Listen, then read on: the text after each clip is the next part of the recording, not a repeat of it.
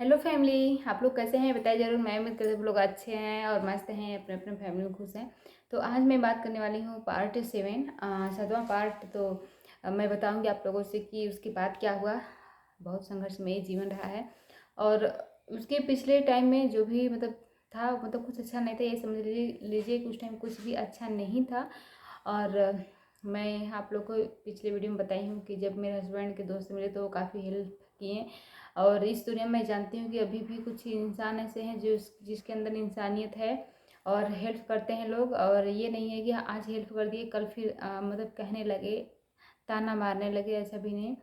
यानी बस इंसान इंसान की मजबूरी देखता है तो जितना हो सकता है हेल्प करता है। तो उस टाइम देखिए काफ़ी परेशान हम लोग थे। जो भी था वो कहानी मेरे हस्बैंड उनसे शेयर किए, बताएं। उसके बाद क्या होता है कि आती है कहानी बहुत ऐसी मोड़ लेती है, कुछ कहने लायक नहीं।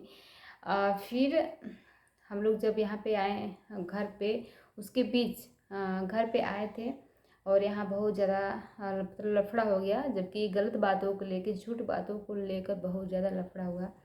जैसे कि मैं बता रही हूँ, मेरे ननद की शादी का बात चल रहा था। वो मुझे भी पता नहीं था कि बात चल रही है, शादी होगी।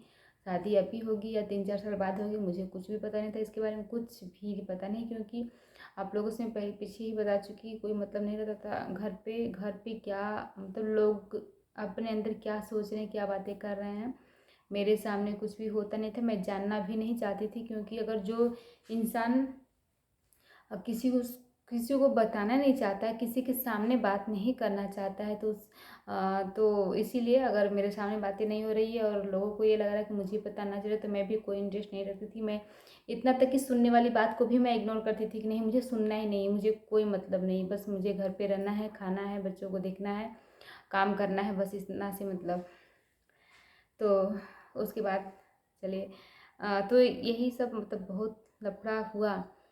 किस लिए हुआ मैं बताती हूँ। वहाँ पे बात चल रहा था तो कोई गलती से कोई कहा है कि ये लोग कहें, कुछ पता नहीं, बस मेरे कान तक ये मुझे पता चला है कि लोग वहाँ आके जिनका शादी बात जब बातें जो उन लोग उनकी शादी का चल रहा था, और वहाँ मैं फ़ोन की थी और मैं फ़ोन करके बहुत ज़्यादा उल्टा सीधा इस घर के बारे में बोली हूँ। ये बातें सुन के परेशान हो गई मैं, चौंक कि जबकि मेरे पास ना ही नंबर है, मुझे पता भी नहीं कहाँ शादी तय हुआ, कहने कुछ भी पता नहीं।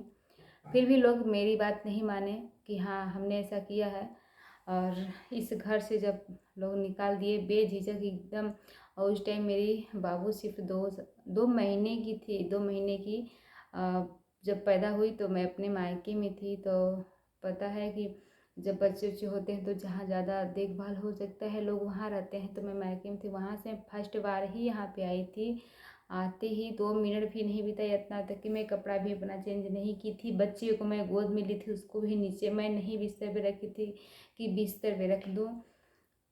आते ही जस्ट एकदम घर पे मैं आई, बाइक से उतरी, उतरते ही सभी सब नौटंकी शुरू हुआ।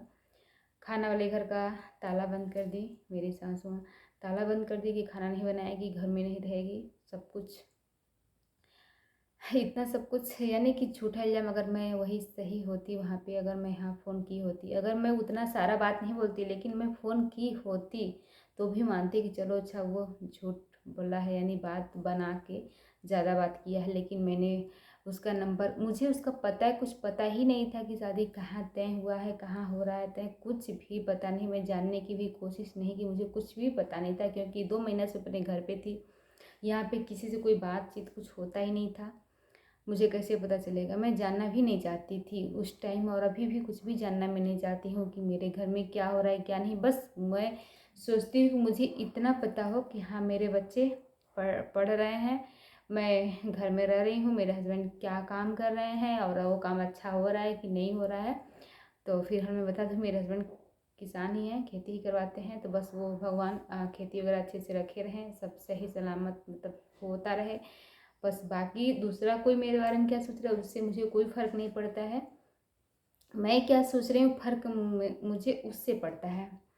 तो यही सब बातें, और काफ़ी दिल को हार्ट उस टाइम का मैं क्या बताऊँ कि उस टाइम क्या कंडीशन, अगर किसी के साथ अगर ऐसा होता है तो उसके मन में क्या चलेगा या फिर उस टाइम उसका कंडीशन क्या होगा, आप लोग समझ सकते हैं। एक झूठा इल्ज़ाम लगा को भी घर से निकालना।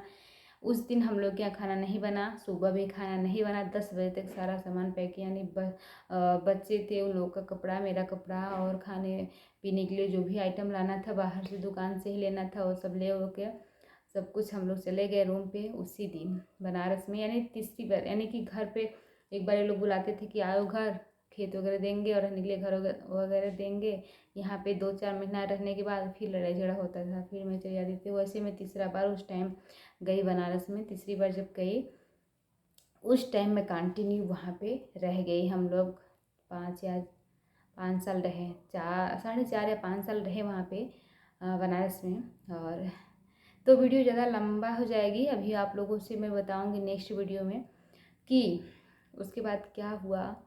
और वहाँ पे जाने के बाद हम लोग मतलब कैसे रूम सेटल किए हैं, सब कुछ मतलब कैसे मैनेज किए, सब कुछ मैं आप लोगों से बताऊंगी नेक्स्ट वीडियो में।